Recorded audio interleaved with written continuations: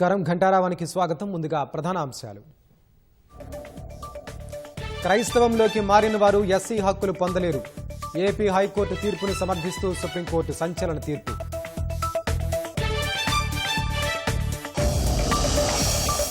ఛత్తీస్గఢ్లో లొంగిపోనున్న most wanted naxalite Paparao. Bastar ప్రాంతానికి చెందిన ఇంద్రన్నపై 2 కోట్ల రివార్డు.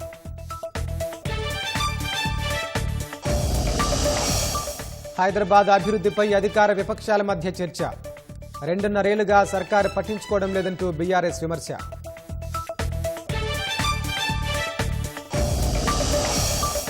విపక్షాల విమర్శలను తిప్పికొట్టిన మంత్రి శ్రీధర్ బాబు. గత ప్రభుత్వం కంటే మెరుగైన ప్రగతిని చూపిస్తున్నామని వ్యాఖ్య.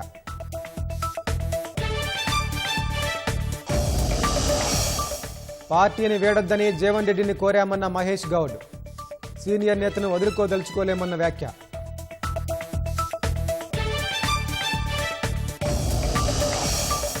కాంగ్రెస్ పార్టీ మారటం ఇబ్బందికరంగా ఉందన్న జీవన్ రెడ్డి.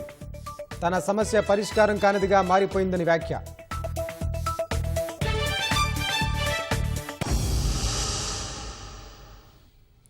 హైదరాబాద్ అభివృద్ధిపై అసెంబ్లీలో అధికార విపక్షాల మధ్య చర్చ సాగింది. గత 9.5 ఏళ్ల కాలంలో పరుగులు పెట్టిన అభివృద్ధి ఇప్పుడు కుంటుపడిందని బీఆర్ఎస్ నేతలు విమర్శించగా, మహానగర అభివృద్ధికి ఎక్కడా తగ్గట్లేదని మంత్రి శ్రీధర్ బాబు సమాధానమిచ్చారు.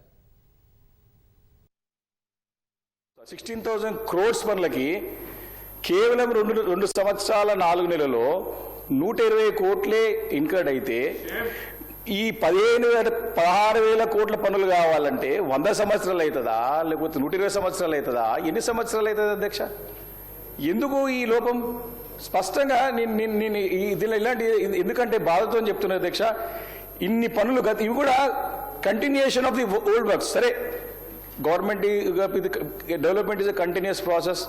ప్రభుత్వం అనేది ఎవరు వచ్చినా పనిచేయాలి. ఇట్స్ ఎన్ ఇన్స్టిట్యూషన్, ముందుకు పోవాలి. కానీ ఇంత నిర్లక్ష్య వైఖరి ఎందుకు హైదరాబాద్ పైన? 122 కోట్లే ఖర్చు అయింది. ఇంకా ఎప్పుడు ఖర్చు చేస్తారు? తాతలు ముత్తాతలు మా మన్మరాళ్ళు చూస్తారా లేదా అని సందేహం వ్యక్తం చేశారు అధ్యక్ష. ఇవాళ అనుకుని రేపే మొత్తం ఖర్చు చేయాలి 15,000 కోట్ల రూపాయలు. ఈ రోజు మొదలుపెట్టినాం, రేపే ఖర్చు చేయాలని కాదు. ఈరోజు ప్రణాళికలు సిద్ధం చేసుకొని దాని తర్వాత దానికి కావాల్సిన శాంక్షన్స్ ఇచ్చి, దాని తర్వాత అడ్మినిస్ట్రేటివ్ శాంక్షన్ ఇచ్చి, టెక్నికల్ శాంక్షన్ ఇచ్చి ప్రాసెస్ గ్రౌండ్ అయ్యే వరకు సమయం పడుతుంది. ఈ జంట నగరాలకు సంబంధించిన అంశం విషయంలో ప్రాధాన్యతకు సంబంధించి, ఎందుకంటే కొన్ని సందర్భాల్లో ప్రాధాన్యత ఉండొచ్చు, ఉండకపోవచ్చు, కొద్దిగా రాజకీయ కోణంలో కూడా శాంక్షన్ చేసి ఉండొచ్చు. కొన్ని సందర్భాలు ఏమైతే అధ్యక్ష, ట్రాఫిక్ స్టడీ చేసిన తర్వాత ఇక్కడ కాదు మైగ్రేషన్ ఎక్కడ జరుగుతూ ఉందని ఆ మైగ్రేషన్ దృష్టిలో పెట్టుకొని, ట్రాఫిక్ రద్దీని దృష్టిలో పెట్టుకొని కొన్ని సందర్భాల్లో 1-2 మార్పులు చేసి ఉండవచ్చు. కానీ నిధులు ఆపలేదు. ఈ జంట నగరాలకు సంబంధించిన అభివృద్ధి విషయంలో ఎక్కడ కూడా మేము రాజీ పడకుండా ముందుకు తీసుకెళ్లే కార్యాచరణ తీసుకుంటున్నాం. ఈ 2026-27 ఫైనాన్షియల్ ఇయర్లో ఈరోజు 2,250 కోట్ల రూపాయలు మరి ఖర్చు పెట్టే కార్యాచరణ తీసుకుంటున్నాం. మూసీ నది ప్రక్షాళనతో పాటు మౌలిక సదుపాయాలు, ప్రధానంగా రోడ్డు రవాణా సౌకర్యం కూడా మెరుగుపరచాలని మీరు చెప్పిన ఈస్ట్ వెస్ట్ కారిడార్ కూడా ఈ మూసీ ప్రాజెక్టులో సంకల్పించబడ్డది అధ్యక్ష. దాన్ని కూడా తొందరలోనే తీసుకుపోతా ఉన్నాం అధ్యక్ష. మూసీ ఇరువైపులా కూడా మూసీ నదికి సంబంధించిన అంశం విషయంలో క్లీన్ వాటర్ ఫ్లో కావాలి, జీవనది కావాలి అని ఎస్టీపీలకు సంబంధించి మన ముఖ్యమంత్రి గారు కూడా స్పష్టంగా చెప్పింది.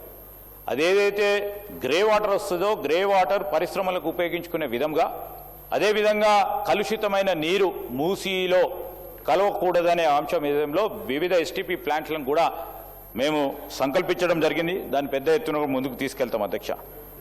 6,000 పైచిలకు 10 సంవత్సరాల కాలంలో వారు ఖర్చు చేసిండ్రు. పెరుగుతూ ఉన్న ఇన్ఫ్రాస్ట్రక్చర్కు సంబంధించిన నీడ్స్ అవన్నీ కూడా తీసుకెళ్లే కార్యక్రమంలో 15,000 పైచిలకు సంబంధించి ముఖ్యమంత్రి గారు ప్రతిపాదనలు చేసి పనులు మొదలుపెట్టే కార్యాచరణ తీసుకొని, ఎక్కడ ఇబ్బందులు ఉన్నాయో, ఎక్కడ బాటిల్ నెక్స్ ఉన్నాయో, ఎక్కడో ఛాలెంజెస్ ఉన్నాయో అన్నింటిని దృష్టి పెట్టుకొని మేము ఈ మహానగరాన్ని విశ్వనగరంగా తీర్చిదిద్దే కార్యక్రమం. ఈరోజు సామాన్య ప్రజానికుడు కూడా అతను ఒక కామన్ సిటిజన్ ఆలోచన చేయాలి అధ్యక్ష. He has to feel He has to feel that he is staying in an international city. We are committed for it. మీరు రాజకీయం చేస్తూనే ఉండండి, మేము పనులు చేసుకుంటూనే పోతాం. సాదా బైనామా భూముల సమస్యల పరిష్కారం దిశగా ప్రభుత్వం కృషి చేస్తోందని మంత్రి పొంగులేటి శ్రీనివాసరెడ్డి అన్నారు. శాసన మండలిలో పలువురు సభ్యుల ప్రశ్నలకు పొంగులేటి సమాధానమిచ్చారు. భూభారతి తీసుకొచ్చిన తర్వాత అందులో సాదా బైనామాలు చేర్చామని పేర్కొన్నారు. గత ప్రభుత్వం సాదా బైనామా భూములను పట్టించుకోలేదని మంత్రి విమర్శించారు. 413 గ్రామాల్లో పెండింగ్లో ఉన్న భూముల సమస్యలపై సర్వే చేస్తున్నట్లు తెలిపారు. భూమి లేకుండా పాస్బుక్ మాత్రమే ఉండి రైతు బంధు, రైతు భరోసా తీసుకుంటున్నారని, వెంటనే దానిని పరిష్కరిస్తామని మంత్రి పొంగులేటి స్పష్టం చేశారు. భారత్లో పెట్టిన విధంగా ప్రతి మనిషికి ఆధార్ ఎలా ఉందో భూధార్ ఇస్తామని చెప్పిన మాట ప్రకారం 5 గ్రామాల్లో ఆల్రెడీ భూధార్కి సంబంధించిన కార్డులు కూడా ఇష్యూ చేయడం జరిగింది అధ్యక్ష. భూములున్న ఆసాములను సరిపే చేసి నాకు భూధార్ ఇవ్వమని ముందుకు వస్తారో సెకండ్ ఫేజ్ లో వాటన్నిటికీ కూడా భూధార్ ఇచ్చే కార్యక్రమాన్ని చేపడుతున్నాము అధ్యక్ష. ఈ సర్వే ఎప్పుడైతే మనం చేస్తున్నామో సర్వే ఆధారంగా డెఫినెట్ గా ఆ గెట్లకు సంబంధించింది, ఆ దారులకు సంబంధించిన అంశంలో దాన్ని ఆ పాస్బుక్లు ఇష్యూ చేయకుండా ఉంటే ఆ సమస్యకు పరిష్కారం దొరుకుతుంది. తమరన్నట్లు ధరణి తర్వాత ఉన్న అంశాల వల్ల కానీ భూమి లేకుండా పాస్బుక్లుండి పాస్బుక్ల కారణంగా గత ప్రభుత్వంలో రైతు బంధు కానీ ఇప్పుడు రైతు భరోసా కూడా మొన్నటి వరకు తీసుకున్నమాట వాస్తవం. కేంద్ర ప్రభుత్వ అవసరాల కోసం తీసుకుందో ఆ భూములు పానీల్లో ఏదైతే ఆన్లైన్ లో రికార్డులో కరెక్షన్ చేయని కారణంగా అటువంటి భూములకు కూడా రైతు బంధు, రైతు భరోసా కూడా తీసుకుంటున్న వాటిని కొన్ని ఇప్పటికే గుర్తించి కరెక్షన్ చేశాం అధ్యక్ష. ప్రతి రెవెన్యూ విలేజ్ లో సర్వే జరిగినప్పుడు కొంత పరిష్కారం అవుతుంది. రెండవది ఏదైతే ఈ రాష్ట్ర ప్రభుత్వం వచ్చిన తర్వాత రెవెన్యూ వ్యవస్థ ప్రతి రెవెన్యూ గ్రామానికి ఒకరిని జీపీఓలను నిర్ణయించిందో దీని వల్ల కూడా ఆ రెవెన్యూ గ్రామంలో ఉండే సమస్యలు తప్పకుండా ఇమీడియట్లీగా ఎంఆర్ఓ గారికో ఆర్ఐ గారికో ఇంటిమేట్ చేయటం వల్ల ఇటువంటి సమస్యల పరిష్కారం అవుతుందని ఈ ప్రభుత్వం ప్రగాఢంగా నమ్ముతుంది అధ్యక్ష. గ్యాస్ గందరగోళంతో ప్రజానీకం ఉక్కిరిబిక్కిరవుతుంటే కేంద్ర రాష్ట్ర ప్రభుత్వాలు మాత్రం పట్టించుకోవట్లేదని మాజీ మంత్రి బీఆర్ఎస్ కార్యనిర్వాహక అధ్యక్షుడు కేటీఆర్ ఆరోపించారు. గన్ పార్క్ వద్ద బీఆర్ఎస్ ఎమ్మెల్యేలు, ఎమ్మెల్సీలతో కలిసి నిరసన చేపట్టారు. గన్ పార్క్ నుంచి అసెంబ్లీ వరకు ప్లకార్డులతో ర్యాలీ నిర్వహించారు. కేంద్ర రాష్ట్రాలు ఒకరిపై ఒకరు నెపం నెట్టేసి ప్రజలను ఇబ్బందులకు గురి చేస్తున్నారంటూ విమర్శించారు. ప్రజలకు గ్యాస్ కొరత లేకుండా చూడాలని, అయోమయానికి గురవుతున్న వారికి స్పష్టతనివ్వాలని కేటీఆర్ డిమాండ్ చేశారు. ఒకవైపు కేంద్ర ప్రభుత్వమేమో పార్లమెంట్లో అడిగినా, పార్లమెంట్లో మాట్లాడినా, బయట మాట్లాడినా ఏ కొరత లేదు, మేము చూసుకుంటున్నాము, మేము మేనేజ్ చేస్తాము అని వారు చెప్తా ఉన్నారు, నమ్మబలుకుతా ఉన్నారు. కేంద్ర పెట్రోలియం శాఖ మంత్రి మాట్లాడినా, ప్రధానమంత్రి మాట్లాడినా ఏమీ లేదు, అంతా బాగానే ఉంది అని విశ్వాసాన్ని కల్పించే విధంగా వారు మాట్లాడుతున్నారు. కానీ క్షేత్రస్థాయిలో పరిస్థితులు అట్లా లేవు. వాళ్ళ ఏ గోడౌన్ కాడికి పోయినా భారీ క్యూ లైన్లు, భారీగా ప్రజలు ఆందోళనలో ఉన్నారు. రాష్ట్ర ప్రభుత్వమేమో కేంద్రం సహకరించట్లేదు, సప్లై లేదు, ఇబ్బంది ఉంది, కేంద్రం ఏమీ చేయలేకపోతే మేమేం చేస్తాము, పెట్రోలియం శాఖ మరి కేంద్ర ప్రభుత్వ ఆధీనంలో ఉంటుందని చెప్పి రాష్ట్ర ప్రభుత్వం తప్పించుకునే ప్రయత్నం చేస్తూ ఉంది.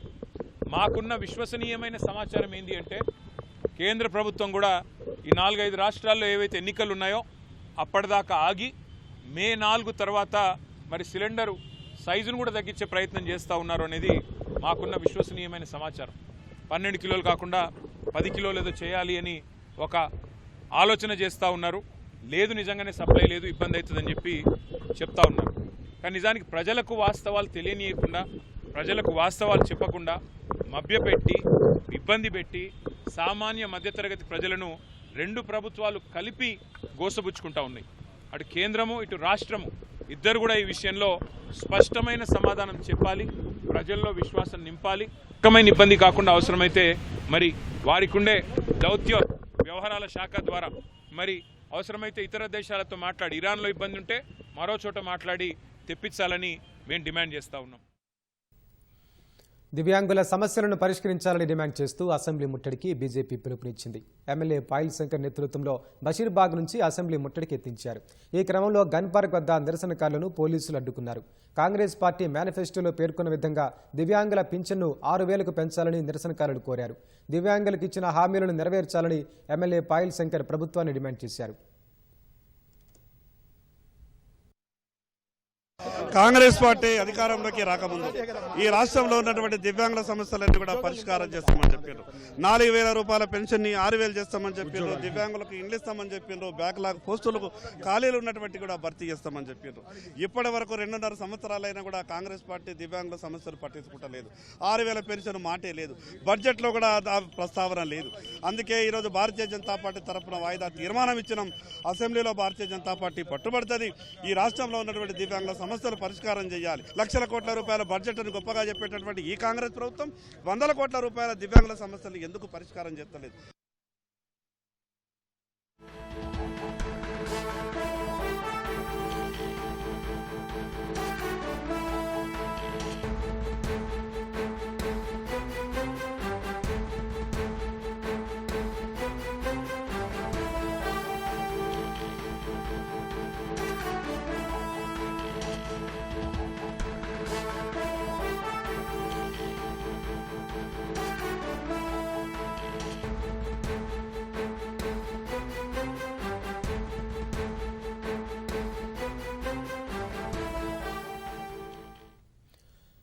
తాజా అంశాన్ని చూస్తున్నాం. హిందూ, బౌద్ధ లేదా సిక్కు మతాలు కాకుండా ఇతర మతాల్లోకి మారే వ్యక్తులు తమ ఎస్సీ హోదాను కోల్పోతారని సుప్రీంకోర్టు స్పష్టం చేసింది. ఈ వ్యవహారంలో ఏపీ హైకోర్టు తీర్పును సుప్రీంకోర్టు సమర్థించింది. దీనికి సంబంధించిన మరింత సమాచారం మా ప్రతినిధి అరుణ్ అడిగి తెలుసుకుందాం. అరుణ్, చెప్పండి, ఎస్సీల మత మార్పిడిపై సర్వోన్నత న్యాయస్థానం తీర్పు సారాంశం ఏంటి? ఎస్సీలకు సంబంధించినటువంటి మత మార్పిడి, అదేవిధంగా మతం మారిన తర్వాత వర్తించేటువంటి హోదా వంటి అనేక విషయాలపైన సుప్రీంకోర్టు ఈ రోజు ఒక స్పష్టమైనటువంటి తీర్పును వెలువరించింది. Justice Prashant Kumar Mishra, justice N V అంజారియాలతో కూడినటువంటి ధర్మాసనం ఒక కీలకమైనటువంటి తీర్పును వెలువరించింది.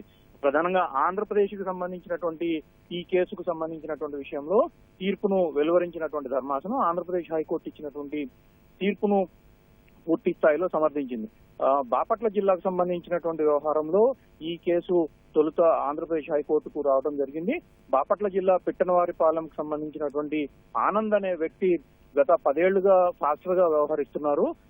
గ్రామంలో అనుమతులు లేకుండా చర్చి నిర్వహించడము, క్రైస్తవ కార్యకలాపాలకు పాల్పడటం వంటి చర్యలు చేపడుతుండటంతో వాటిని అభ్యంతరం తెలిపినటువంటి స్థానిక వ్యక్తులపైన ఆనంద్ అనే ఫాస్టరు ఎస్సీ ఎస్టీ అట్రాసిటీ చట్టం కింద కేసు నమోదు చేయడంపై స్థానికంగా ఎవరిపై అయితే కేసు నమోదు చేశారో రామిరెడ్డి ఇతరత్ర వ్యక్తులు హైకోర్టును ఆశ్రయించారు. హైకోర్టు జరిపినటువంటి విచారణ తర్వాత ఆనంద్ గత 10 ఏళ్లుగా క్రైస్తవ మతంలో ఉన్నారు. రాజ్యాంగంలో చెప్పిన విధంగా రాజ్యాంగంలో షెడ్యూల్డ్ కులాలు, షెడ్యూల్డ్ తెగలకు సంబంధించినటువంటి విషయంలో పొందుపరిచినటువంటి అనేక అంశాలు చాలా స్పష్టంగా ఉన్నాయి. క్రైస్తవ మతంలోకి మారినటువంటి వ్యక్తి ఎస్సీ హోదా అనుభవించలేడు. అదేవిధంగా 10 ఏళ్లుగా పాస్టర్ గా నిర్వహిస్తున్న వ్యక్తి క్రైస్తవ మతంలోనే ఉంటున్నాడు తప్ప తిరిగి వెనక్కి వచ్చినటువంటి దాఖలాలు ఎక్కడా కనిపించలేదు. కాబట్టి అతను నమోదు చేసినటువంటి అట్రాసిటీ చట్టం ఎట్టి పరిస్థితుల్లో పరిగణలోకి తీసుకోకూడదు. ఇది రాజ్యాంగ పరంగా చట్టవిరుద్ధమైనటువంటి వ్యవహారము. అతను నమోదు చేసినటువంటి కేసు కూడా, అతను ఇచ్చినటువంటి ఫిర్యాదు ఆధారంగా నమోదు చేసినటువంటి కేసు కూడా పూర్తి స్థాయి రాజ్యాంగ విరుద్ధము. అసలు ఎట్టి పరిస్థితుల్లోనూ కేసు నమోదు చేయడానికి అర్హత లేదు అని చెప్పి ఇతరత్ర స్థానిక నేతలు పిట్టనవారిపాలెంలో ఎవరిపైతే నమోదు చేశారో రామిరెడ్డి ఇతరత్ర వ్యక్తులు వారు ఆంధ్రప్రదేశ్ హైకోర్టు దృష్టికి తమ వాదనలను తీసుకెళ్లారు. అయితే తను ఎస్సీగా ఉన్నాను, క్రైస్తవ మతంలో ఉన్నప్పటికీ తాను ఎస్సీగానే ఉన్నాను, ఎస్సీగా తనకు హక్కులు సంక్రమిస్తాయని చెప్పి ఆనంద్ చేసినటువంటి వాదనలను హైకోర్టు తిరస్కరించింది. రామిరెడ్డి ఇతరత్ర వ్యక్తులు చేసినటువంటి వాదనలు పరిగణలోకి తీసుకున్న తర్వాత ఆంధ్రప్రదేశ్ హైకోర్టు కీలకమైనటువంటి తీర్పును వెలువరించింది. ఈ తీర్పు తర్వాత ఆనంద్ సుప్రీంకోర్టును ఆశ్రయించారు.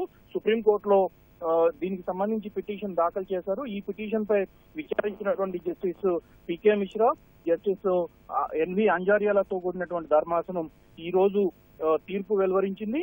దీనికి సంబంధించినటువంటి విషయంలో ఆంధ్రప్రదేశ్ హైకోర్టు ఇచ్చినటువంటి తీర్పును పూర్తి స్థాయిలో సమర్థిస్తూ ఎట్టి పరిస్థితుల్లో కూడా రాజ్యాంగంలో పొందుపరిచినటువంటి విధానంలో, రాజ్యాంగంలో ఇందుకు సంబంధించి మత మార్పిడులు, అదేవిధంగా ఎస్సీ హోదా అనుభవము, వాటికి సంబంధించిన హోదాలు అనుభవించేటువంటి విషయము, వీటన్నిటిపైన కీలకమైనటువంటి తీర్పులు, కీలకమైనటువంటి ఆదేశాలన్నీ రాజ్యాంగంలో పొందుపరిచి ఉన్నాయి.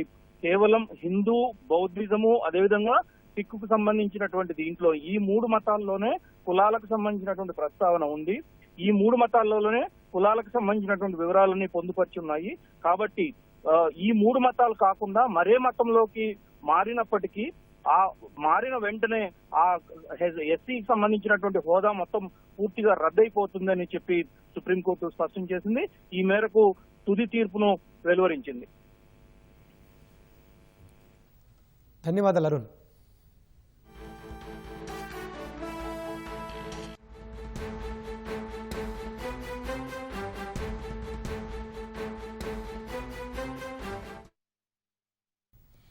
కాంగ్రెస్ పార్టీని వీడొద్దని సీనియర్ నేత జీవన్ రెడ్డిని కోరినట్లు పీసీసీ అధ్యక్షుడు మహేష్ కుమార్ గౌడ్ వెల్లడించారు. జగిత్యాలలో జీవన్ రెడ్డి నివాసంలో పీసీసీ అధ్యక్షుడు మహేష్ కుమార్ గౌడ్, ఏఐసీసీ కార్యదర్శి సచిన్ సావంత్, ప్రభుత్వ విప్ ఆది శ్రీనివాసులు భేటీ అయ్యారు. ఇప్పటికే ఈ నెల 25వ తేదీన పార్టీకి రాజీనామా చేయనున్నట్లు ప్రకటించారు. ఈ మేరకు పార్టీ వీడకుండా ఉండేందుకు గాను జీవన్ రెడ్డితో కాంగ్రెస్ నేతలు దాదాపు గంట పాటు చర్చించారు. 40 సంవత్సరాలుగా కాంగ్రెస్ పార్టీలో ఉన్న జీవన్ రెడ్డి పార్టీని వీడితే ప్రజల్లోకి తప్పుడు సంకేతాలు వెళ్తాయని భావించిన ఏఐసీసీ ఆయనతో చర్చించాలని పీసీసీ అధ్యక్షుడికి సూచించినట్లు తెలుస్తోంది. రాజకీయ నిర్ణయాల వల్ల జీవన్ రెడ్డి సమస్య పరిష్కారం కానిదయిందని మహేష్ కుమార్ అన్నారు.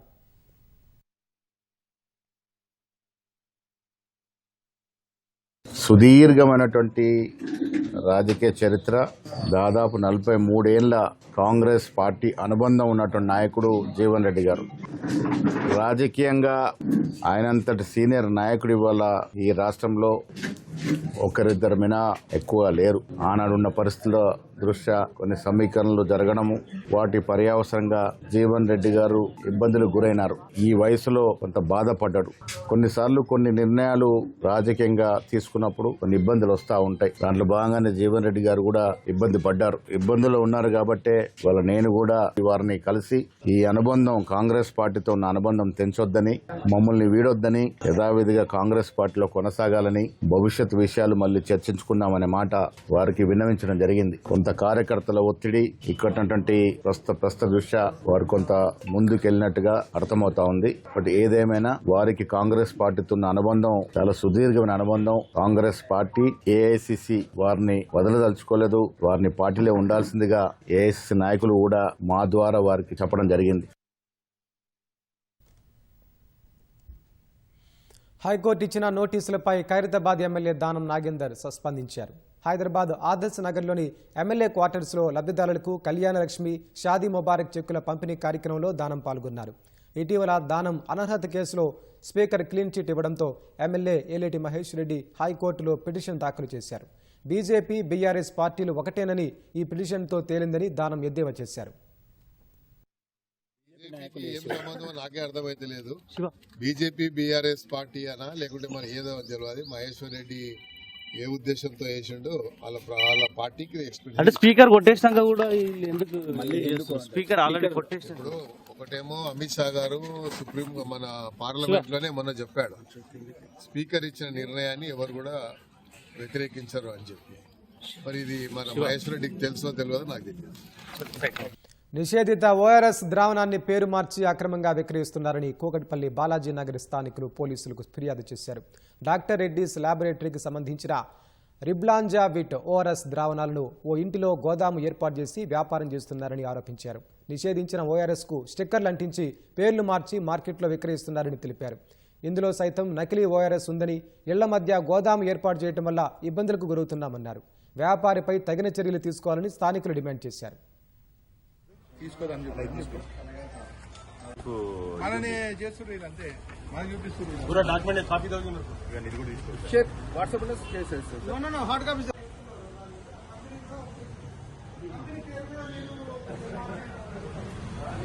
కుకట్పల్లి బాలాజీ నగర్లో ఇది ఒకటి నుండి నుచిత ఇన్కోఫమ్ అని ఒకటి జాగ్రత్తగా ఇమీడియట్. సికింద్రాబాద్లోని బోయినపల్లి వ్యవసాయ మార్కెట్లో భారీగా చెత్త పేరుకుపోవడంతో స్థానికులు ఆందోళనకు దిగారు. కొన్ని రోజులుగా మార్కెట్లో వ్యర్థాలను ఎక్కడికక్కడే వదిలేయడంతో భారీగా చెత్త పేరుకుని దుర్వాసన వస్తోందని స్థానికులు తెలిపారు. భారీగా పేరుకుపోయిన చెత్త మూలంగా దోమలు, ఈగలు విస్తృతంగా పెరిగి ప్రజలు అనారోగ్యాల బారిన పడుతున్నారని ఆవేదన వ్యక్తం చేశారు. కాంట్రాక్టర్ నిర్లక్ష్యంతో పాటు బిల్లులు సకాలంలో చెల్లించకపోవడం మూలంగా ఈ సమస్య తలెత్తినట్లు స్థానికులు తెలిపారు. వెంటనే చెత్తను తొలగించాలని స్థానికులు డిమాండ్ చేశారు.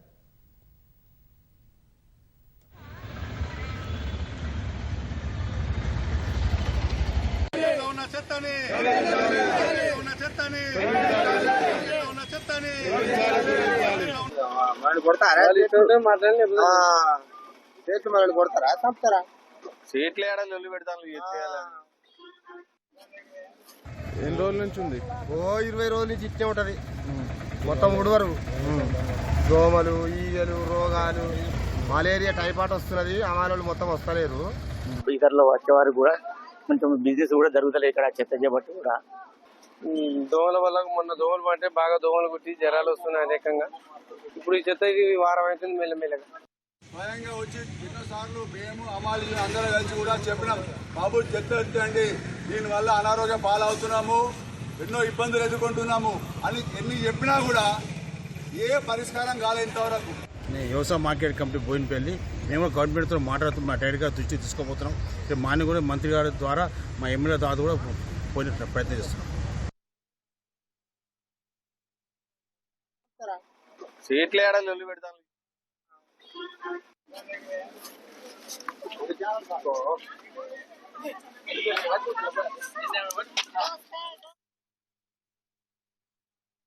కొలంబియాలో సైనిక విమానం కూలిన ఘటనలో మృతుల సంఖ్య 66కు చేరింది. పదుల సంఖ్యలో గాయపడ్డారు. మరికొంతమంది ఆచూకీ తెలియాల్సి ఉంది.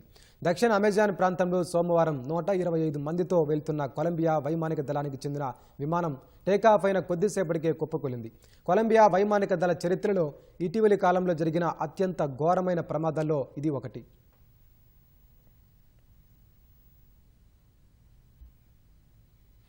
పెరు సరిహద్దులో ఉన్న ప్యూర్టో లెగుజామో పట్టణం నుంచి బయలుదేరిన లాక్హీడ్ మార్టిన్ హెర్క్యులస్ C-130 రవాణా విమానం ఈ ప్రమాదానికి గురైంది.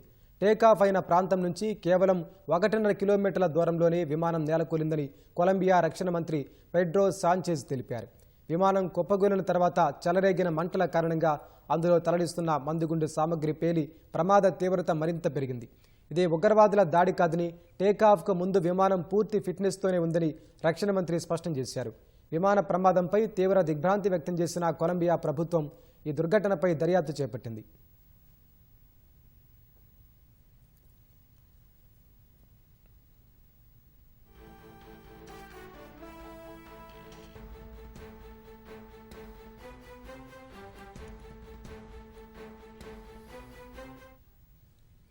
స్థానిక అధికారులు విమానంలో 125 మంది ఉన్నట్లు చెబుతుండగా కొలంబియా వైమానిక దళం మాత్రం విమానంలో 110 మంది సైనికులు 11 మంది సిబ్బంది సహా మొత్తం 121 మంది ఉన్నట్లు ముందుగా ప్రకటించింది. ప్రమాదానికి గురైన C-130 విమానాన్ని 2020 చివరిలో అమెరికా నుంచి కొనుగోలు చేశారు. అప్పటికే ఆ విమానం దాని అసలు విలువలో 60% మేర కోల్పోయిందని అమెరికా రక్షణ భద్రతా సహకార సంస్థ నివేదిక గతంలో అంచనా వేసింది. 6 దశాబ్దాలుగా అంతర్గత ఘర్షణలు ఎదుర్కొంటున్న కొలంబియా సైనికులను తరలించడానికి ఈ పాత మోడల్ విమానాలను ఎక్కువగా ఉపయోగిస్తోంది.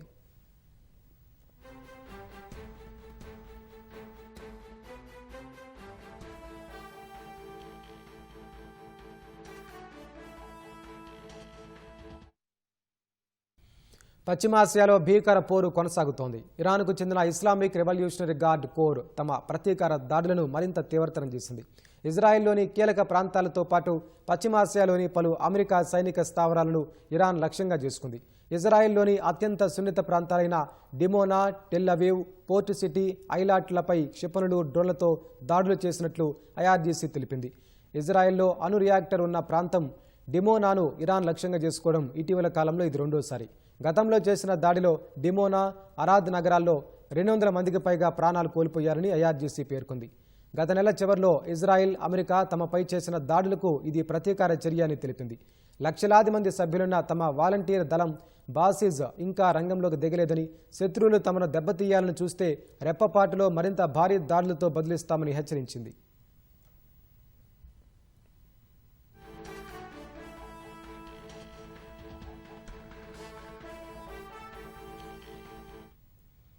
సౌదీ అరేబియాలోని చమురు నిక్షేపాలున్న తూర్పు ప్రావిన్స్ను లక్ష్యంగా చేసుకుని ఇరాన్ ప్రయోగించిన 19 డ్రోన్లను సౌదీ రక్షణ బలగాలు ధ్వంసం చేశాయి. బహ్రెయిన్లో క్షిపణి హెచ్చరిక సైరన్లు మోగాయి. డ్రోన్ దాడుల కారణంగా బహ్రెయిన్లో అమెజాన్ వెబ్ సర్వీసెస్కు తీవ్ర అంతరాయం కలిగింది. ఆ ప్రాంతంలో డ్రోన్ల సంచారం కారణంగా ఈ అంతరాయం తలెత్తిందని అమెజాన్ ప్రతినిధి ఒకరు ధృవీకరించారు. బహ్రెయిన్ రీజియన్లో సేవలను పూర్తిగా పునరుద్ధరించే వరకు ప్రభావితమైన తమ కస్టమర్లను ఇతర ప్రత్యామ్నాయ AWS రీజియన్లకు మార్చేందుకు అవసరమైన సహాయం అందిస్తున్నట్లు అమెజాన్ స్పష్టం చేసింది. మరోవైపు కువైట్ పైన ఇరాన్ దాడులు కొనసాగాయి. ఈ దాడులను అడ్డుకునే క్రమంలో పడిన శకలాల కారణంగా కువైట్లోని 7 ఓవర్ హెడ్ విద్యుత్ ట్రాన్స్మిషన్ లైన్లు దెబ్బతిన్నాయి. దీనివల్ల కువైట్లోని పలు ప్రాంతాల్లో పాక్షికంగా విద్యుత్ సరఫరా నిలిచిపోయి అంధకారం అలుముకుంది. మరమ్మతుల కోసం అత్యవసర బృందాలు రంగంలోకి దిగాయి.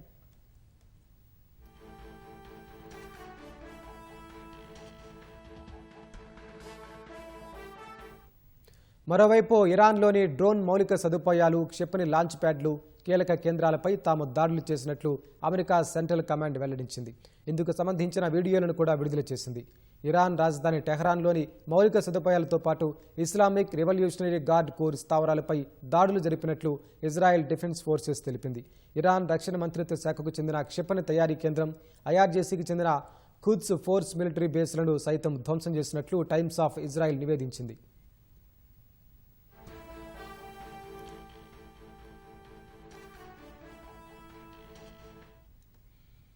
ఈ యుద్ధంలో ఇప్పటి వరకు ఇరాన్లో 1500 మందికి పైగా మరణించినట్లు ఆ దేశ ఆరోగ్య మంత్రిత్వ శాఖ తెలిపింది. ఇజ్రాయెల్లో 15 మంది పౌరులు, అలాగే 13 మంది అమెరికా సైనికులు ప్రాణాలు కోల్పోయారు. వేలాది మంది అమెరికా మెరైన్లు శుక్రవారం నాటికి గల్ఫ్ ప్రాంతానికి చేరుకోనున్నాయి. ఇరాన్ చమురు వ్యవస్థకు అత్యంత కీలకమైన కర్గ్ ద్వీపాన్ని ఆక్రమించుకునే వ్యూహంతోనే చర్చల పేరుతో కవర్ చేస్తూ అమెరికా తన దళాలను మోహరిస్తోందని న్యూయార్క్కు చెందిన సౌఫాన్ సెంటర్ విశ్లేషించింది. ఒకవేళ అమెరికా దళాలు గల్ఫ్ ప్రాంతంలో దిగితే పర్షియన్ గల్ఫ్ ప్రాంతంలో మందు పాత్రలు అమర్చుతామని ఇరాన్ తీవ్రంగా హెచ్చరించింది.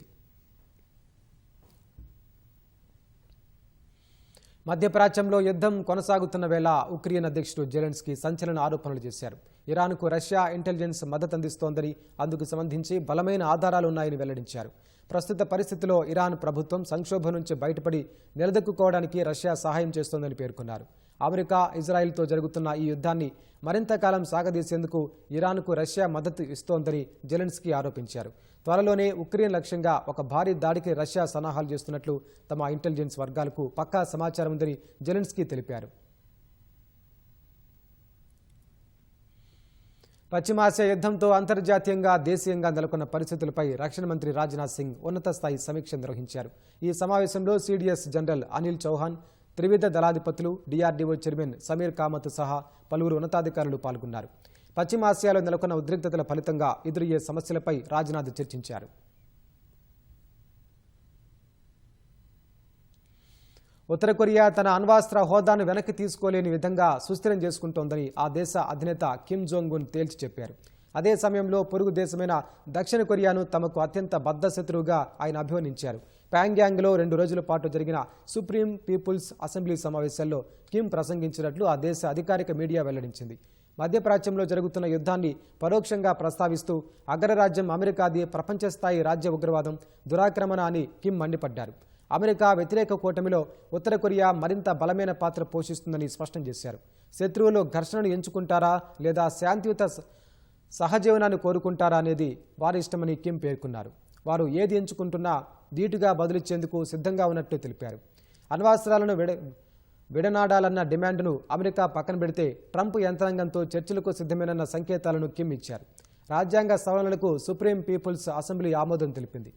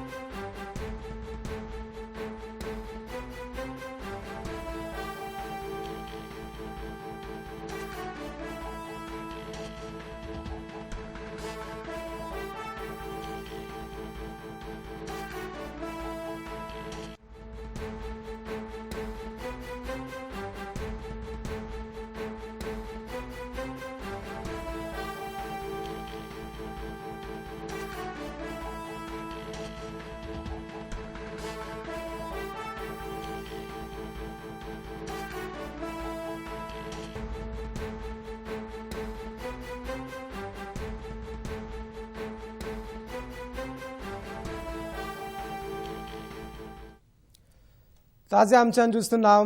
మొయినాబాద్ ఫామ్ హౌస్ డ్రగ్స్ కేసులో దర్యాప్తు కొనసాగుతోంది. నిందితులు పైలట్ రోహిత్ రెడ్డి, రితేష్ రెడ్డి, నమిత్ శర్మను కస్టడీలోకి తీసుకుని సీటు విచారిస్తోంది. దీనికి సంబంధించిన మరింత సమాచారం మా ప్రతినిధి నాగార్జున తెలుసుకుందాం. నాగార్జున, చెప్పండి, ఈ విచారణకు సంబంధించిన తాజా సమాచారం ఏంటి? మొయినాబాద్ ఫామ్ హౌస్ లో జరిగినటువంటి డ్రగ్ పార్టీ కేసుకు సంబంధించి అనంతరం పోలీసులు సోదాలకు వెళ్లిన కాల్పుల ఘటనకు సంబంధించి దీని మీద ఇప్పటికే పోలీసులు ముగ్గురిని అరెస్ట్ చేశారు. పైలట్ రోహిత్ రెడ్డి, అతని సోదరు రితేష్ రెడ్డి, కాల్పులు జరిగినటువంటి నమిత్ శర్మ ముగ్గురు కూడా అరెస్ట్ చేసి రిమాండ్ చేశారు. మరికొంతమందికి నోటీస్ ఇచ్చారు మరో 7 రోజులు. సో ఈ కేసుకు సంబంధించి దర్యాప్తు కొనసాగుతుంది కదా. అభిషేక్ సింగ్ అనేటువంటి వ్యక్తి వీరికి రెగ్యులర్ గా డ్రగ్స్ సరఫరా చేస్తున్నట్టుగా, ఓఆర్ఆర్ దగ్గర నుంచి డ్రగ్స్ తీసుకొచ్చినట్టుగా పైలట్ రోహిత్ రెడ్డి డ్రైవర్ పోలీసులకు వెల్లడించారు. సో దీని మీద ఆరా తీసేందుకు ఒకవైపు పోలీసులు అభిషేక్ సింగ్ కోసం పోలీసులు గాలింపు కొనసాగిస్తున్నారు.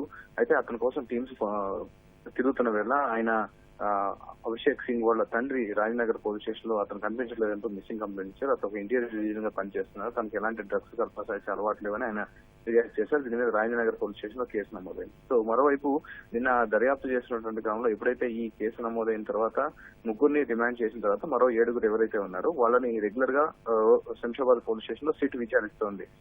చేవెళ్ల డీసీపీ యోగేష్ గౌతమ్ ఆధ్వర్యంలో ఉన్నటువంటి టీం లీడ్ చేస్తున్నారు. ఆయన ఆధ్వర్యంలో రెగ్యులర్ గా ఆయన విచారిస్తున్నారు. మధ్య మధ్యలో ఫ్యూచర్ సిటీ కమిషనర్ ఆయన సుధీర్ బాబు కూడా ఈ విచారణలో పాల్గొంటూ ఉన్నారు. సో ఈ విచారణ కొనసాగుతున్న సమయంలో మరొక 4 పేర్లు అందులో వచ్చాయి. వీళ్ళందరికీ కూడా ఇంటర్నల్ గా కనెక్షన్స్ ఉన్నాయి. వాటి మధ్య పైలట్ రోహిత్ మధ్య ఆర్థిక లావాదేవీలకు సంబంధించినటువంటి వ్యవహారాన్ని కూడా పోలీసులు గుర్తించారు. సో వీటన్నిటి మీద నిగ్గు తేల్చేందుకు ఈ రోజు కోర్టు అనుమతించినటువంటి 3 రోజుల కస్టడీ, నేటి నుంచి 26వ తేదీ వరకు 3 రోజుల కస్టడీలో భాగంగా ఈ రోజు ఉదయం 6 గంటలకి చెంచల్ కూడా జైలు నుంచి వాళ్ళని కస్టడీలో తీసుకొని శంషాబాద్ రూరల్ పోలీస్ స్టేషన్ కి వాళ్ళని తీసుకెళ్లారు. ప్రస్తుతం అక్కడ విచారణ కొనసాగుతుంది. రోహిత్ రెడ్డిని ప్రశ్నిస్తున్నారు. అభిషేక్ సింగ్ కి సంబంధించినటువంటి వీరిపై ఇద్దరికి ఉన్నటువంటి ఆర్థిక లావాదేవీలు జరిగినటువంటి ఆర్థిక లావాదేవీలతో పరిశీలిస్తున్నారు. ఎందుకంటే 10 మార్లు అతని నుంచి డ్రగ్స్ కొనుగోలు చేసినట్టుగా కొన్ని ఆధారాలు పోలీసులు ప్రాథమికంగా గుర్తించారు. కాబట్టి వాటిని నిగ్గు తేల్చేందుకు వాళ్ళిద్దరి మధ్య ఆర్థిక లావాదేవీలు గుర్తిస్తే వీళ్ళు ఎప్పుడెప్పుడు డ్రగ్స్ కొనుగోలు చేశారు దాని మీద కొంత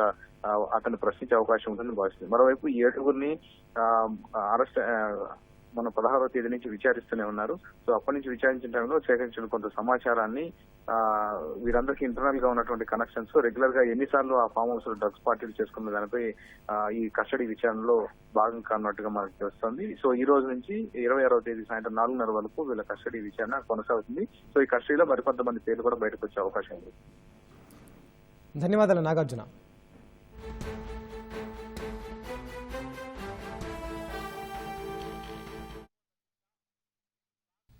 శాసనసభ సమావేశాలను ప్రత్యక్ష ప్రసారంగా చూద్దాం. తప్పుడు లెక్కలు దీంట్లో ప్రచురించారో నేను ప్రూవ్ చేయడానికి సిద్ధంగా ఉన్న అధ్యక్ష. ఒకవేళ నేను ప్రూవ్ చేయకుంటే నేను దేనికైనా సిద్ధం, మరి వారి దానికి సిద్ధమని అడుగుతా ఉన్నాను అధ్యక్ష. అనేకమైనటువంటి తప్పుదాలు ఉన్నాయి అధ్యక్ష. ఫిగర్స్ తప్పిదాలు ఉన్నాయి. కాగ్ రిపోర్ట్లో ఉన్నటువంటి డిఫరెన్సెస్ చెప్తాను, అనేకమైనటువంటి అంశాలు చెప్తాను. ఎందుకు తొందరపడుతూ ఉండే అధ్యక్ష? మొదలు పెట్టక ముందు ఈ రకంగా వారు ఇంత ఎస్టేట్ అవుతా ఉన్నారు, ఎందుకు అర్థం కావట్లేదు అధ్యక్ష. ఈరోజు ఎండమావి బడ్జెట్ నిధులు ఉన్నట్టు కనిపిస్తే కానీ అధ్యక్ష విడుదల కావు, ఖర్చు చేయరు అధ్యక్ష. బడ్జెట్ మనము ఎండమావి దూరంకి వెళ్ళి పోతుంటే నీళ్ళు ఉన్నట్టు కనబడతా ఉంటే అధ్యక్ష, దగ్గర పోయిన తర్వాత తెలుస్తుంది రిఫ్లెక్షన్ తోటి వచ్చినటువంటి మరి కనబడుతున్నట్టుగా ఉంటుంది అధ్యక్ష. అంబిషన్స్ వితౌట్ యాక్సిలరేషన్ అధ్యక్ష. ఈరోజు 3 ట్రిలియన్ల అవాస్తవమైనటువంటి కళలు కంటున్నటువంటి రాష్ట్ర ప్రభుత్వం ఏ రకంగా ఈరోజు 3 ట్రిలియన్ల బడ్జెట్ని మీరు రీచ్ అవుతారో, జిఎస్డిపి రీచ్ అవుతారో ఒకసారి చెప్పాల్సిందే కోరుతా ఉన్నాను అధ్యక్ష. ఎందుకంటే అధ్యక్ష ఈరోజు 15% కనీస జిఎస్డిపి గ్రోత్ ఉంటే తప్ప మరి ఇది సాధ్యం కాదు అధ్యక్ష. ఈరోజు ఉన్నటువంటి మరి జూన్ నుంచి నవంబర్ వరకు అధ్యక్ష తెలంగాణ నిరంతరం డిఫ్లేషన్లో ఉంది అధ్యక్ష.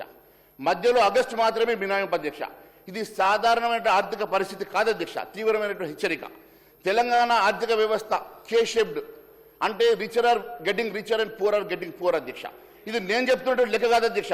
మినిస్టర్ ఆఫ్ స్టాటిస్టిక్స్ ప్రోగ్రామ్స్ ఇంప్లిమెంటేషన్లో సిబిఐ చెప్తున్నటువంటి మరి అంశం అధ్యక్ష. ఇది కావాలంటే ఇది కాపీ నేను మీకు పంపించడానికి సిద్ధంగా ఉన్న అధ్యక్ష, అనెక్జర్ ఉంది అధ్యక్ష. మరి అంతేకాదు అధ్యక్ష, ఈరోజు గ్లోబల్ సమ్మిట్లో ఎంఓయూలన్నీ అడవిడి చేస్తున్నటువంటి మ్యానుఫ్యాక్చరింగ్ రంగంలో కేవలం మన కాంట్రిబ్యూషన్ 15%. జిఎస్డిబికి కాంట్రిబ్యూట్ చేస్తున్నది ఓన్లీ 15%, ఉద్యోగాలు ఇస్తుంది 10%. హడావిడి చేసుకుంటూ గౌరవ మంత్రి గారు అనేక సార్లు విదేశాలు టూర్ చేసుకొని ఎన్నో ఎంబోలు తీసుకొచ్చారు అధ్యక్ష, ఎక్కడ కూడా మరి ఫ్యాక్టరీలో జాడ కనబడతలేదు అధ్యక్ష. ఇది ఎందుకంటే సోషల్ ఎకనామిక్ సర్వే చెప్తున్నటువంటి పేజ్ నెంబర్ 4లో చెప్తున్నటువంటి అంశమే నేను చెప్తా ఉన్నాను అధ్యక్ష. బడ్జెట్ కాగితం మీద అమలు శూన్యం. ఈ ప్రభుత్వ బడ్జెట్ వాస్తవంగా కేవలం కాగితాల మీద పరిమితమైంది అధ్యక్ష. ఎందుకంటే ఎక్కడ కూడా 80% మించి ఈ రోజు వరకు కూడా ఖర్చు చేయలేదు అధ్యక్ష. ఈరోజు 23, 24 79% మాత్రమే ఖర్చు చేశారు. మొన్న 24, 25లో 80%. ఇంకా ఆందోళనకర విషయం ఏంటంటే అధ్యక్ష, ఒక్కసారి కూడా గతగా సగటు చూసుకుంటే 79% మాత్రమే ఖర్చు చేస్తున్నటువంటి దేశంలోనే మరి అతి తక్కువ ఖర్చు చేస్తున్న రాష్ట్రంలో, అత్యల్పంగా ఖర్చు చేస్తున్న రాష్ట్రంలో తెలంగాణ రాష్ట్రం అనేది చాలా స్పష్టంగా ఈరోజు మరి భట్టి గారు రిలీజ్ చేసినటువంటి ఫైనాన్స్ వైట్ పేపర్లోనే చెప్తా ఉన్నారు అధ్యక్ష. దానికి కూడా అనెక్జర్ తీసుకొచ్చాను అధ్యక్ష, దానికి కూడా అనెక్జర్ ఉంది అధ్యక్ష. This is annexure. నేను సబ్మిట్ చేయడానికి సిద్ధంగా ఉన్నాను అధ్యక్ష. సంతకాలు కాగితాల మీద ఉన్నాయి కానీ కంపెనీలో జాడ లేదనేది చాలా స్పష్టంగా చెప్పదలుచుకున్నాం అధ్యక్ష. ఈరోజు ఇప్పుడే గౌరవ మంత్రి గారు చెప్పిన దానికి నేను సమాధానం చెప్తాను అధ్యక్ష. Telangana rising vision 2047 document Allauddin అద్భుత దీపం లెక్క 9 ఏళ్లలో జిఎస్డిపి 5 రేట్లు ఎట్లా సాధ్యమవుతుందో ఒకసారి గౌరవ మంత్రి గారు, గౌరవ ఉప ముఖ్యమంత్రి గారు చెప్పాలని కోరుతా ఉన్నాను అధ్యక్ష. ఎందుకంటే అధ్యక్ష మీరు సగటున, ఎందుకంటే ఈరోజు సోషల్ ఎకనామిక్ మరి సర్వే చెప్తా ఉన్నది అధ్యక్ష. గత 2013-14 నుంచి ఇప్పటి వరకు ఈ గ్రోత్ రేట్ తీసుకుంటే అధ్యక్ష జిఎస్డిపి ఈ రోజు ఉన్నటువంటి జిఎస్డిపి 17,82,109 కోట్లు అని చెప్పి చెప్తా ఉన్నారు. 2034 వరకు ఇది 90 లక్షల కోట్ల రూపాయలు ఎదుగుతుందని చెప్పేసి మరి గౌరవ ఉప ముఖ్యమంత్రి గారు చెప్తా ఉన్నారు అధ్యక్ష. మీరు తీసుకుంటే 2013 నుంచి అధ్యక్ష 4,51,000 నుంచి మొదలై 14-15 50,000 కోట్లు పెరిగింది అధ్యక్ష. 15-16 అదే రకంగా 70,000 కోట్లు పెరిగింది అధ్యక్ష. 16-17 మళ్ళీ అదే రకంగా మీరు ఎక్కడ చూసినా కూడా 50,000 నుంచి 1,50,000కు మించి ఏ రోజు కూడా జిఎస్డిపి గ్రోత్ లేదు. అంటే ఈరోజు మీరు 2 లక్షల రూపాయల జిఎస్డిపి గ్రోత్ తీసుకున్నా రాబోయే 9 సంవత్సరాలు ఆ లెక్క ప్రకారం డబుల్ కూడా కావడం సాధ్యం కాదు అధ్యక్ష. మరి డబుల్ కావాలన్నా కూడా 18 లక్షల కోట్లు 36 లక్షల కోట్లు అవుతుంది అధ్యక్ష. ఏ రకంగా 90 లక్షల కోట్లకు వీళ్ళు మరి అరైవైనారో, ఏ లెక్కల ప్రకారం అరైవైనారో చెప్పాల్సిన కోరుతా ఉన్నా అధ్యక్ష. తెలంగాణ రాష్ట్రం వచ్చి నుంచి ఇప్పటి వరకు ఏ రోజు కూడా జిఎస్డిపి గ్రోత్ 50,000 కోట్ల నుంచి 1,50,000 కోట్లకు మించి ఏ రోజు కూడా గ్రోత్ కనబడలేదు సంవత్సరానికి. మరి ఈ రకంగా మీరు గ్రోత్ రాబోయే 9 సంవత్సరాల్లో 2 లక్షల కోట్ల రూపాయలు ప్రతి సంవత్సరం మీరు గ్రోత్ తీసుకున్నా అది 2 లక్షల ఎవ్రీ ఇయర్ 2 lakhs మీరు తీసుకున్నా కూడా అది 36 లక్షలకు మించి మరి గ్రోత్ రాదు అధ్యక్ష. ఈ లెక్కలు మరి కాకి లెక్కలు ఎందుకు చెప్తా ఉన్నారు? ఏ రకంగా 90 లక్షల కోట్లని $3 million అని $3 million మరి బడ్జెట్ జిఎస్డిపిని మీరు ఏ రకంగా చూపగలుగుతున్నారు అనేది మా ప్రశ్న అధ్యక్ష. అంతేకాదు అధ్యక్ష, ఈరోజు ఈ రాష్ట్రంలో అధ్యక్ష తెలంగాణ రాష్ట్రం ఏర్పడిన 2014-15 తీసుకుంటే అధ్యక్ష ఆ రోజు నుంచి ఈ రోజు వరకు గ్రోత్ని మనం తీసుకుంటే ఏ రకంగా కూడా ఇది సాధ్యపడతలేదు అనేది ఇప్పుడు ఈ అనెక్జర్ మరి ఉంది అధ్యక్ష. ఇది కూడా నేను మీకు మరి సబ్మిట్ చేయడానికి సిద్ధంగా ఉన్నాను. మరి మీ ద్వారా నేను గౌరవ ఉప ముఖ్యమంత్రి గారు పంపించాలని అధ్యక్ష. మరి కాగ్ రియాలిటీ ఒక విషయం నేను ఇప్పుడే మరి ఉప ముఖ్యమంత్రి గారు చెప్పినట్టు కాగ్ రియాలిటీ ఒకటి చెప్తాను అధ్యక్ష. మంత్రి గారు 3,24,000 కోట్ల భారీ బడ్జెట్ అతి గొప్పగా చెప్పుకుంటున్నారు అధ్యక్ష. కానీ అధ్యక్ష ఈ ఏడాది వరకు కాగ్ నివేదిక చూస్తే అసలు రంగు బయటపడుతుంది అధ్యక్ష. ఈరోజు రెవెన్యూ రిసీట్స్లో కేవలం 60% మాత్రమే వచ్చినాయి అధ్యక్ష. మరి ఇంకా 40% రెవెన్యూ జనవరి 31 తర్వాత కాగ్ చెప్తున్నటువంటి రిపోర్ట్ అధ్యక్ష. జనవరి వరకు ఈ రాష్ట్రానికి రావాల్సినటువంటి రెవెన్యూ రిసీట్స్ కేవలం 60% మాత్రమే వచ్చినప్పుడు మిగిలిన 2 నెలల్లో ఈ 40% రెవెన్యూ రిసీట్ ఎట్లా సాధ్యమవుతుందని నేను అడుగుతా ఉన్నాను అధ్యక్ష. ఎందుకంటే మళ్ళీ వచ్చే ఏడాది కూడా వీళ్ళు రెవెన్యూ రిసీట్ 2.41 లక్షల కోట్ల ఆదాయం వస్తుందని చెప్పి కలలు గంటా ఉన్నారు అధ్యక్ష. వాస్తవం చూస్తే అధ్యక్ష వీళ్ళు 2,03,970 కోట్లు వస్తాయని చెప్పారు. కానీ కాగ్ చెప్పినట్టు రిపోర్ట్ ప్రకారం అధ్యక్ష కేవలం 1,38,371 కోట్లు మాత్రమే, అంటే 60% ఆఫ్ ద రెవెన్యూ రిసీట్స్ మాత్రమే యాజ్ పర్ కాగ్ జనవరి 2026 వరకు వచ్చినటువంటిగా కాగ్ చెప్తున్నటువంటి రిపోర్ట్ అధ్యక్ష.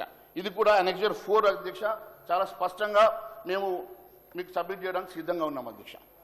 మరి రాష్ట్రంలో ప్రభుత్వ లెక్కల ప్రకారం బడ్జెట్ అంచనాలు ఎస్టిమేట్స్ పోలిస్తే అధ్యక్ష సవరించినటువంటి అంచనాలు రివర్స్ ఎస్టిమేషన్ 26,000 కోట్ల తేడా ఉంది అధ్యక్ష. అంటే ఈరోజు సాధారణంగా బడ్జెట్ అంటే అధ్యక్ష బిఈ అంటే బడ్జెట్ ఎస్టిమేట్స్, ఆర్ఈ అంటే రివైజ్డ్ ఎస్టిమేట్స్ అని చెప్పి మేము చదువుకున్నాం. కానీ భట్టి గారి లెక్కల ప్రకారం అధ్యక్ష బిఈ అంటే భట్టి గారి ఎస్టిమేట్స్, ఆర్ఈ అంటే రేవంత్ గారి ఎస్టిమేట్స్ లెక్క ఉంది అధ్యక్ష. మరి భట్టి గారి ఎస్టిమేట్స్కి రేవంత్ గారి ఎస్టిమేట్స్కి మధ్యలో వారి మధ్యలో ఎంత ఆఘాతం ఉన్నదో ఈ లెక్కల మధ్యలో కూడా అంతే ఆఘాతం కనబడతా ఉంది అధ్యక్ష. చాలా స్పష్టంగా మరి బిఈకి అంటే బడ్జెట్ ఎస్టిమేట్స్కి రివైజ్ ఎస్టిమేట్స్కి ఉన్నటువంటి తేడా ఆంతర్యం కూడా వారి మధ్య ఉన్నటువంటి ఆంతర్యం స్పష్టంగా కనబడతా ఉన్నది అధ్యక్ష. ఈరోజు అప్పుల రీస్ట్రక్చరింగ్ అని గొప్పగా చెప్పుకుంటా ఉన్నారు అధ్యక్ష. అప్పుల రీస్ట్రక్చరింగ్ ఒకసారి చూస్తే అధ్యక్ష ఈరోజు మంత్రి గారు 25,612 కోట్ల అప్పును రీస్ట్రక్చర్ చేశామని చాలా సింపుల్గా చెప్పింది అధ్యక్ష. కానీ దాని అర్థమైంది తెలుసా అధ్యక్ష, ఈరోజు మనం కట్టాల్సిన అప్పుని రాబోయేటువంటి 39 సంవత్సరాలు రీస్ట్రక్చర్ చేసి మన పిల్లలకి, మన మనవలకి, మన ముని మనవలకు కూడా ఈ అప్పుల్ని రీస్ట్రక్చర్ చేసి అక్కడి వరకు కూడా లెక్కలు రాసి తలా 2 లక్షల రూపాయల చొప్పున లెక్కలు రాసి పెట్టడం అంటే ఇది రీస్ట్రక్చర్ అని చెప్తున్నారంటే రాబోయే తరానికి మీరు అప్పులు రాస్తున్నమాట వాస్తవం కాదా అధ్యక్ష? ఈ రోజు కట్టాల్సిన అప్పుని 39 సంవత్సరాలు మీరు పోస్ట్ పోన్ చేస్తూ రాబోయే తరాలకు అప్పులు వస్తున్నమాట వాస్తవం కాదని అడుగుతా ఉన్నాను అధ్యక్ష. అంతేకాదు అధ్యక్ష, ఇది బడ్జెట్ స్పీచ్లో పాయింట్ 20 పేజ్ నెంబర్ 9లో భట్టి గారు చెప్పినటువంటి అంశమే నేను మాట్లాడుతూ ఉన్నాను అధ్యక్ష. అంతేకాదు అధ్యక్ష, 2 ఏళ్లలో ఈ కాంగ్రెస్ ప్రభుత్వం తెచ్చిన అప్పుల అధ్యక్ష అక్షరాల మన గౌరవ ముఖ్యమంత్రి గారు చెప్పినట్టు అధ్యక్ష 3,47,000 కోట్ల అధ్యక్ష. మరి ప్రస్తుతం మన తెలంగాణ మొత్తం బడ్జెట్ అప్పు అధ్యక్ష 5,50,000 కోట్ల అధ్యక్ష. ఇది volume 6 budget at a glance page number 11 అధ్యక్ష. ఆఫ్ ద బడ్జెట్ బారోయింగ్స్ 3 లక్షల కోట్లు. మొత్తం కలిపితే రాష్ట్రం జీడిపిలో 50% అప్పులే ఉన్నాయంటే ఈ రాష్ట్ర ప్రభుత్వం ఏ రకంగా అప్పులు చేసి పెడతా ఉన్నదో చాలా స్పష్టంగా కనబడతా ఉన్నది అధ్యక్ష. తెలంగాణలో పుట్టే ప్రతి బిడ్డకు 2 లక్షల రూపాయల అప్పుని పెట్టిన ఘనత గత ప్రభుత్వానిది, ఈ ప్రభుత్వానిది అధ్యక్ష. గత ప్రభుత్వం, ఈ ప్రభుత్వం కలిసి ఈరోజు అప్పుల కుప్పగా మార్చి పుట్టే ప్రతి బిడ్డకు 2 లక్షల కోట్ల అప్పు తెచ్చి పెట్టిందంటే ఒక్కసారి ఈ రాష్ట్ర ప్రభుత్వ పరిస్థితులు ఒకసారి గమనిస్తే అర్థమవుతా ఉంది అధ్యక్ష. అంతేకాదు అధ్యక్ష, ఇన్ని లక్షల కోట్ల రూపాయలు అప్పు తీసుకొచ్చి కనీసం మరి ఇచ్చినటువంటి హామీలు నెరవేర్చే పరిస్థితులు లేవు అధ్యక్ష. పెన్షన్లు ఇస్తామని చెప్పినటువంటి పెన్షన్లు పెంచలేదు. రైతన్నలకు ఇస్తామన్నటువంటి రైతు బంధు రుణమాఫీ పూర్తిగా చేయలేకపోయినాం. మరి అనేకమైనటువంటి హామీలు ఇచ్చి 6 గ్యారంటీలు 420 హామీలు నెరవేర్చలేనటువంటి దుస్థితిలో ఈ రాష్ట్ర ప్రభుత్వం ఉందంటే ఇంతకన్నా బాధ ఇంకొకటి లేదు అధ్యక్ష. ద్రవ్య సంక్షోభం అధ్యక్ష, ఏకదాటిగా అప్పుల్లోనే ప్రభుత్వం దగ్గర కనీసం జీతాలు కట్టడానికి కూడా పైసలు లేని దయనీయ పరిస్థితి. ఆర్బీఐ దగ్గర అత్యవసరంగా తీసుకున్న ఓవర్ డ్రాఫ్ట్ 2017లో ఏడాదికి కేవలం 5 రోజులు మాత్రమే ఉంటే ఈరోజు దాదాపు 145 రోజులు కేవలం ఓవర్ డ్రాఫ్ట్ మీద ఈ రాష్ట్ర ప్రభుత్వం నడిస్తే దుస్థితిలో ఉందంటే ఇంతకన్నా బాధాకరమైనటువంటి అంశం ఇంకొకటి లేదు అధ్యక్ష. అంటే ఏడాదిలో 3వ వంతు కాలం మనం అప్పుల మీద ఓవర్ డ్రాఫ్ట్ మీద బతుకుతున్నట్టు కాదు. అకౌంట్స్ తెలంగాణ పేజ్ నెంబర్ 7లో ఆర్బీఐ కాగ్లో ఇచ్చినటువంటి అంశాన్ని నేను ప్రస్తావిస్తా ఉన్నా అధ్యక్ష. ఏడాదిలో 360 రోజులు ఉంటే తెలంగాణ ప్రభుత్వం ఏకంగా 321 రోజులు వేస్ అండ్ మీన్స్ అడ్వాన్సెస్ మీద బండి లాగిస్తుందంటే వేస్ అండ్ మీన్స్ని కాస్త ప్రభుత్వం విమ్స్ అండ్ ఫ్యాన్సీస్కి మార్చుకొని రాష్ట్రాన్ని అప్పుల ఊబిలో మరి నెట్టేస్తున్నమాట వాస్తవం కాదా అని అడుగుతా ఉన్నాను అధ్యక్ష. ఈరోజు అనేకమైనటువంటి దారులు వెతుక్కుంటూ అప్పులు తీసుకొచ్చేసి మరి వేస్ అండ్ మీన్స్ ప్రకారం తెచ్చినటువంటి అప్పులు మరి కనీసం ఈ రాష్ట్రంలో 321 రోజులు వాటి మీదనే బండి లాగే దుస్థితి వచ్చినా ఈరోజు మనం ఇచ్చిన హామీలు నెరవేర్చే పరిస్థితులు లేమంటే ఇంతకన్నా బాధ ఇంకొకటి లేదు అధ్యక్ష.